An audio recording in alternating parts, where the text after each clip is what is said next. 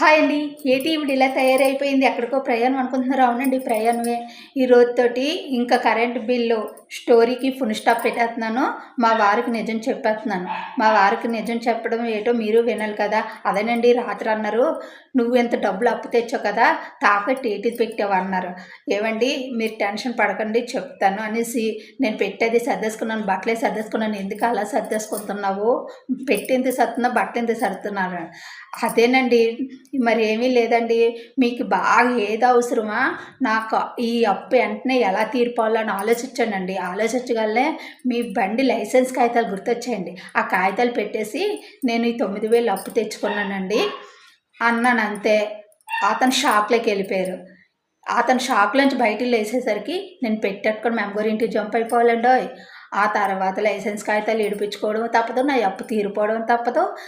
మరి నాకు గురించి ఫోన్ అన్నా చేస్తారు. 4 రోజుల్లో నాతో ఇతనే వచ్చి మళ్ళీ తీసుకొస్తారు. నేను లేకపోతే అతను చూసినోళ్ళు ఎవరు ఉండరు కదండీ! అలాగుండాలండి తెలివితేటలు.